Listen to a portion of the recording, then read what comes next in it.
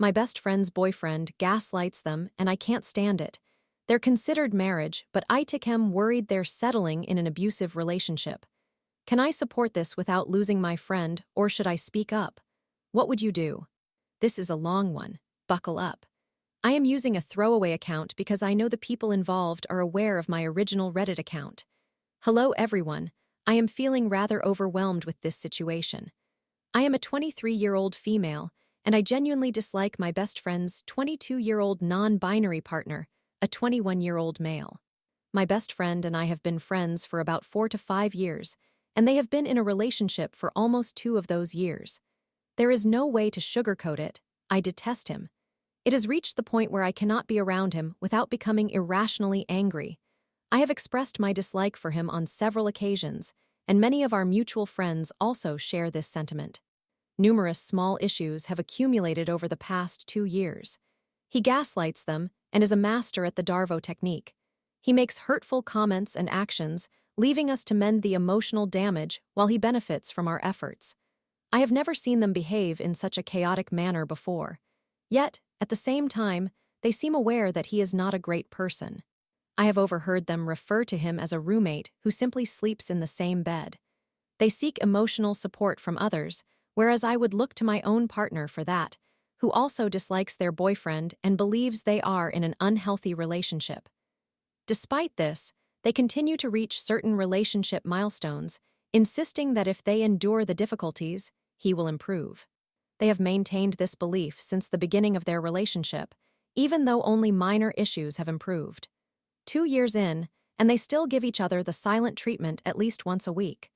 I constantly hear about the hurtful things he says or does, week after week, for the past 2 years. Time and time again, they express a desire for him to communicate as openly as they and I do in our relationship. For instance, my friend has recently been diagnosed with diabetes. They were driving when their blood sugar levels became erratic. Upon arriving at their apartment complex, they nearly collapsed in the driver's seat. They leaned against him, and instead of offering help, he grew angry. He began to push them away, claiming that they did not communicate and that he could not understand what was happening if they did not tell him. However, in that moment, they were in medical distress and unable to speak, yet he dismissed it as a failure to communicate. It was only after they calmed down and began to cry that he ceased his yelling. Even then, he continued to portray himself as a victim in the situation. Additionally, I have witnessed him yelling at them over trivial matters and have seen his messages berating them with inappropriate language, crossing boundaries that had already been established. I should also mention that we had a very good friendship before he entered the picture. However, since they began dating, they have become increasingly passive-aggressive, making disrespectful and unkind comments. I'm not perfect. I'm aware that even my most well-intentioned actions can be misinterpreted, or sometimes it is simply a bad day. We always address any issues immediately. I have no problem resolving conflicts, and I know them well enough to say, "Hey, you are treating me poorly right now." The most significant change from our previous dynamic to the present is their relationship, which I cannot ignore. I have also asked them why they continue to stay with him. They are young and not in a situation that requires them to remain together. Their financial situations were not entangled until recently when they moved in together a few months ago, and they do not have children, and they do not plan to have children. Their answer was that he makes them laugh and that they need someone to share the rent. They pondered for a moment, and it was a silent few minutes before they offered any further explanation. They expressed a reluctance to return to their parents' home as it is not a healthy environment, and they do not have anyone nearby who could consider becoming their roommate. I have even offered them a solution. They could move in with me, not pay rent while job hunting, and then reassess from there. However, they politely declined, as they still believe they can make it work. I understand that comparing relationships can lead to dissatisfaction, but my partner and I cannot help but think that if either of us exhibited his behavior, we would not remain together. Both of us have experienced our fair share of abusive or unhealthy relationships and are distressed to see them heading toward the same outcomes. We are not perfect either. We have our flaws, but our issues typically stem from insecurities, and we communicate openly about them. We have never given each other the silent treatment, cursed each other out, or allowed resentment to build up. Recently, they asked me to be a witness at their wedding, which may occur by the end of the year, although I have my doubts about that. My reaction was not overly enthusiastic, which is probably not how you would expect a best friend to respond to wedding news. I agreed, because if that is what they want, then I would be there for them, although it felt like a buzzkill for them. I do not discuss this matter with anyone except my partner and one other friend who has also expressed strong dislike for him. The only other person I confide in is my mother. This part may be seen as projection, but I am considering it based on my lived experience. I have shared everything I have learned and witnessed regarding him with my mother, and we both reached the conclusion that he resembles my father in many ways. I admit this contributes to my dislike for their boyfriend. My father is a recovering alcoholic with whom I never had a good relationship, and he caused a lot of chaos for my family. I'm not suggesting that my friend's boyfriend will become an alcoholic, but my father only succumbed to alcoholism during his midlife crisis, which also runs in our family, one reason I go to therapy and avoid alcohol. Before I spoke to my mother about this, as we have a close relationship, and I value her opinions highly, I had already formed a strong impression of how similarly my friend's boyfriend behaves to my father. The manipulative incompetence, the insecurities, the way he communicates with others and with them, and how he treats my friend, all remind me of my father.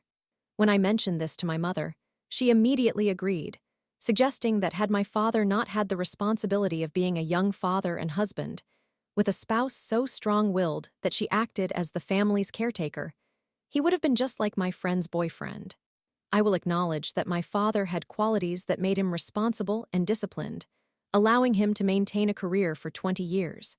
However, my mother also noted that had they not become parents at such a young age, and had she not felt the urgent need to escape her abusive household, they likely would not have stayed together. I recognize that I am biased. I have not spoken to him, I have attempted, and I do not know his side of the story completely. However, he is not my friend nor the person I care about in this situation. He does not call me in the middle of the night, distressed over how he has been treated by his partner. Ultimately, I just want to do what is best for my friend. So what should I do? What can one do when you strongly disapprove of your best friend's partner and believe they are entering an abusive or almost abusive relationship? What should be done if your friend is aware that the relationship is unhealthy yet continues to settle for it? In summary, I dislike my best friend's boyfriend because he treats them poorly, and I hope they do not end up together permanently. They recently asked me to be a witness at their wedding, and I am uncertain how to proceed. What should I do in this situation? Story 2. My mother's constant critique and lack of support drove me to a breaking point, leaving me emotionally scarred and desperate for freedom. After years of neglect, can I finally learn to separate my worth from her words and live life on my own terms? My mother has a very negative influence on me. Since I was a child, I have always had to take responsibility for my parents being involved in adult matters, which has caused me to lack a proper childhood. Now that I am 18, I am terrified. I do not want to be an adult. I want to be a foolish child who does not have to bear any responsibilities. My mother tells me that I am dramatizing and that I do not understand what a difficult life is like. I have been bullied throughout middle school and high school, and whenever I spoke about it to my mother, she always tried to find fault with me, protecting those who were unkind to me. Whenever I looked in the mirror and perhaps liked my appearance, my mother would mock me, making me feel like a narcissist who cared only about looks. She would approach me and critique how I would look so much better if I went to the gym, as if I were not sufficient on my own. She would tell me, "You have the potential to have an amazing body. You are pretty, but you could work on this or that." And every day before bed, she wants to discuss her hair and ask me if it looks ugly or if she should be concerned about her split ends, seeking my opinion. Even when I provide her with sound advice, she often ignores it or thinks I am foolish. She claims that I am being dramatic when I feel depressed, even though I have been diagnosed with depression by my therapist.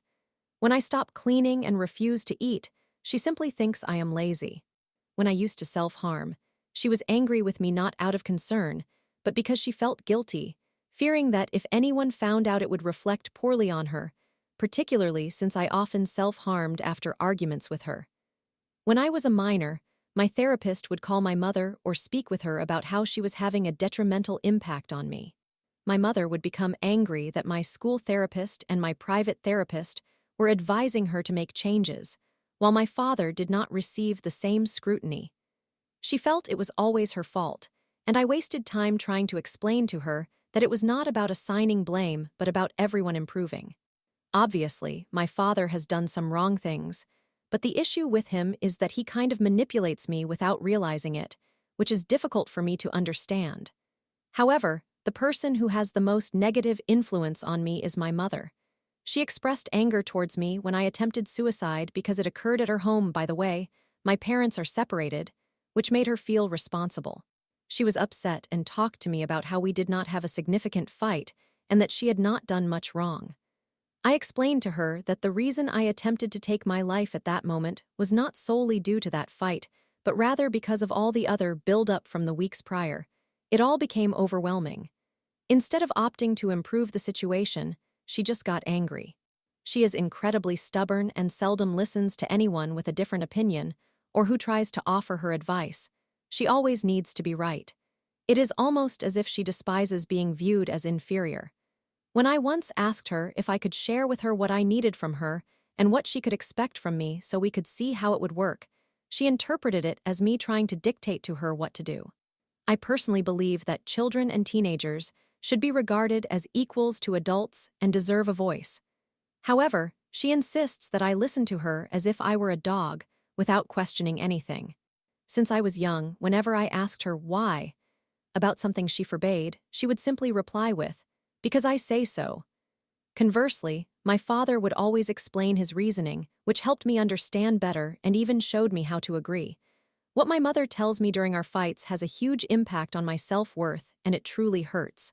I wish I could stop taking everything so seriously. At least that is what my father advised. But how can I not?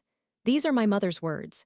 She tells me that she has no friends because of me, claiming they do not want to see her because I am always causing trouble and being a burden. I hardly ever speak to her friends, so I do not comprehend why she is upset with me or what I am doing wrong. She shares what people say about me behind my back, such as her friends alleging that I am manipulative or that I am spoiled. She told me all of this during a fight, and it made me doubt myself and others, leaving me feeling betrayed. There was once a situation with my aunt. Whenever I had a disagreement with my mother, I would call my aunt to explain what happened. She always responded neutrally, saying, "I do not know, I would have to be there to understand," which I did not have an issue with. However, one day when I had a conflict with my mother, she called my aunt to help sort things out, at which point my aunt turned hostile, accusing me of being spoiled and claiming I was the problem. Her personality switched drastically. She was no longer neutral. This caused me to realize that she had always viewed me differently than I thought, leaving me feeling profoundly betrayed. My mother entered a relationship with a 26-year-old man when she was 46. This did not truly bother me, except that they had sexual relations almost every night, which made it very difficult for me to sleep, especially since I had school the next day. Their room is located right next to mine with thin walls, so I could hear everything. When I informed her that I could not sleep, she told me I needed to adapt to the situation. When my mother and her boyfriend went on vacation, we rented a room with a single large bed, and we all slept in it, leading to a profoundly traumatic experience when they began having sex next to me. I woke up around 4 in the morning because of their noises and pretended to be asleep, not knowing what to do while trying to cover my ears and fall asleep. A month later, during a fight, I confronted her about this and explained how it traumatized me and deprived me of sleep. She said it was ridiculous to feel traumatized and that I should understand they were fulfilling their needs and had not been intimate in nearly 2 weeks. She was also upset that I followed them everywhere while they explored the city, implying that I acted like a child and never gave them privacy. I was a 16-year-old in a country I had never visited, so of course, I stayed with her. I did not see why this was an issue. When I was raped at 17 by a 27-year-old man, she accused me of being partially to blame and suggested that I should have been more cautious with alcohol and whom I trust, stating that it should serve as a lesson for me. She was aware that this man pressured me to drink even when I said no, and now there are suspicions that he spiked my drink, as I became exceedingly intoxicated after just 3 shots. Even though I scarcely remember anything, I do remember stating clearly that I did not want to have sex with him. Yet, somehow, it is still my fault. Honestly, her having sexual relations beside me in the same bed with men, while I could hear my own moans, was more traumatizing than the rape itself. I cannot comprehend how she did not feel ashamed to engage in such acts in the same bed as her daughter. I genuinely want to stop being influenced by her and feeling bad about myself because of her. How can I avoid letting my emotions overwhelm me? I consistently struggle to remain silent when she says something hurtful or untrue, even though I know it may lead to further conflict. Perhaps it is my ego, I am not sure. But if she will not change, which is not even about anything substantial, just basic parental responsibilities, I realize I must do something to live my life fully without her negatively impacting me. Story 3. From friends to ghosted. I engaged in a casual FWB, but my partner obsessively tested boundaries and created confusion. After 22 days of silence, I moved on and now he's acting strange. What does he really want after all this? Writing for individuals who may struggle with this issue and feel confused. I know there are many people caught in these so-called friends with benefits and situationship dynamics, so I wanted to share my experience and seek advice from someone who might be more knowledgeable and experienced. First and foremost, I want to say that if you write something with bad intent or something to ridicule me, I will not engage with it. This is merely an experience, and I am just a human being. We were friends for a year and a half and attended the same university. We, female, 21, male, 20, were both recently out of 2-year relationships. I always viewed him as someone humorous and charming, but I never felt any attraction beyond friendship. He broke up with his girlfriend, and a month later, I ended my relationship. We began to grow closer and eventually entered into a physical relationship that lasted for 2 months. To begin with, I was attracted to him and liked him, but he did not seem like a suitable boyfriend. There were certain fundamental aspects about him that I disliked, and I felt I had no right to attempt to change him. We both indirectly agreed that our relationship was a friends with benefits dynamic. Although we never explicitly discussed it, our words and the hints we gave to each other pointed in that direction. I did not show him any level of emotional care beyond the physical, nor did he to me. I cared for him in a human way, if I can phrase it that way. I respected him as a person and expected the same in return. I was fully aware of what I was getting into and acted accordingly. Here is where things started to become complicated. He often blurred the lines of our dynamic. He engaged in behaviors that deliberately created drama, such as obviously pretending to forget our plans, asking me to tell him that I loved him, repeatedly questioning whether I truly cared about him, initiating extensive cuddle sessions, holding my hand in public, initiating public displays of affection, and possibly more that I have forgotten. As this continued, I became increasingly confused, while he grew more inconsistent yet loving. Whenever I attempted to address his inconsistency or respond to disrespectful behavior, he would deflect or joke about it. Engaging in any remotely serious conversation with him felt like a waste of time. It was not because he lacked intelligence, but rather because he did it intentionally. Accountability seemed to be his greatest adversary. I did manage to hold him accountable for his words multiple times because I am a realist, assertive, and do not tolerate disrespect. To summarize a longer story, I started to feel that he had deep avoidant issues and exhibited narcissistic traits. He seemed to thrive on control and validation, wanting everything to go his way and feeling entitled to it, as if he would do anything to achieve that. That's when I realized I might need to end our arrangement, not because I had feelings for him, but because he made me feel very emotionally unsafe. For someone claiming to be a friend, you should at least feel emotionally and physically secure. Then, during our last hangout, he spent 8 hours with me, 3 of which he merely cuddled with me. He did not initiate any physical intimacy that night.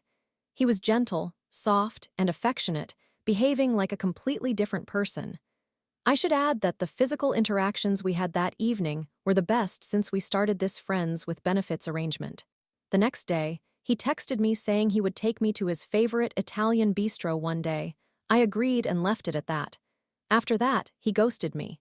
By ghosted, I mean he did not text me or call me to hang out for 22 days.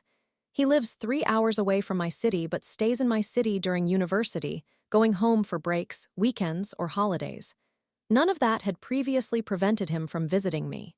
Anyway, I set a clear boundary and told him that if he wanted to hang out with me at his place, he needed to call me, as I find it inappropriate and rude to invite myself over to someone else's home.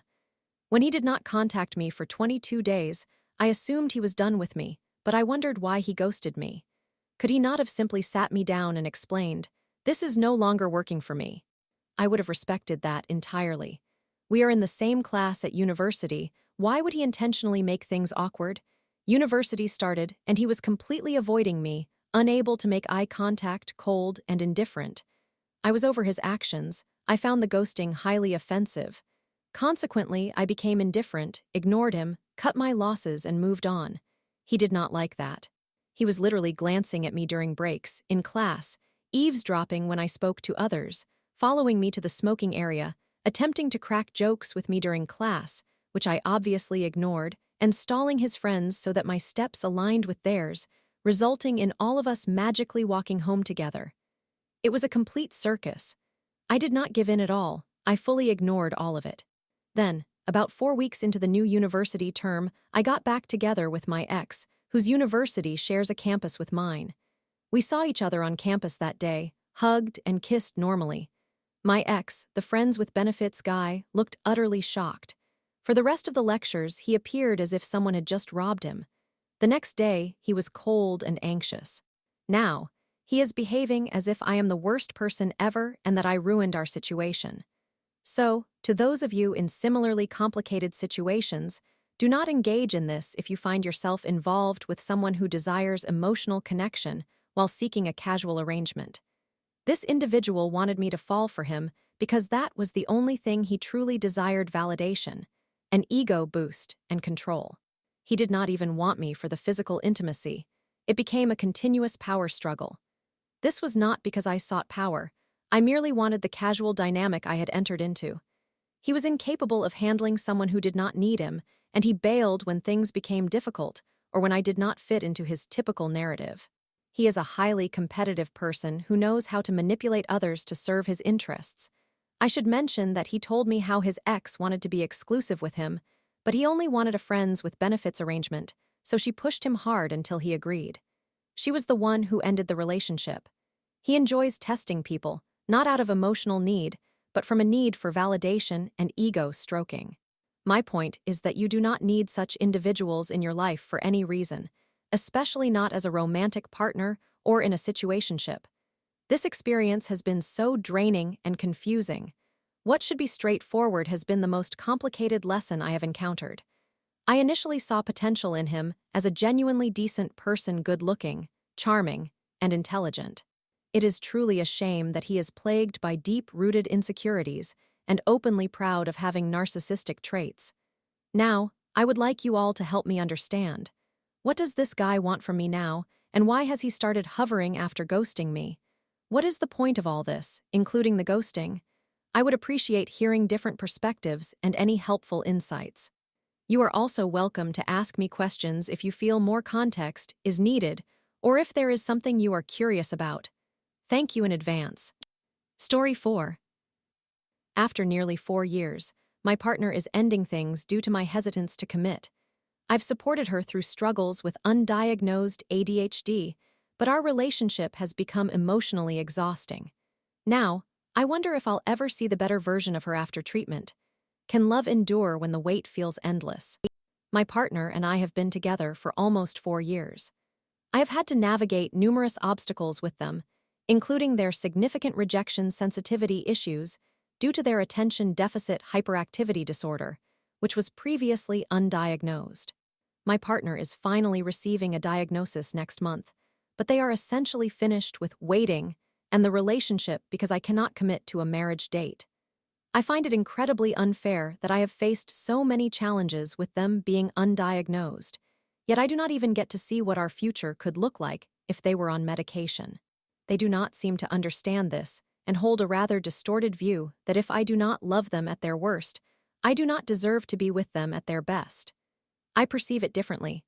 I have been involved in a relationship that, at least once a month if not more, has been emotionally challenging if not abusive with extreme communication difficulties. Nevertheless, they seem to believe that, despite these challenges, I should be eager to marry them and deeply in love. It is frustrating because I have endured so much to remain patient and understanding, but they are fixated on, I want to feel wanted, which to them translates into a need for marriage and children.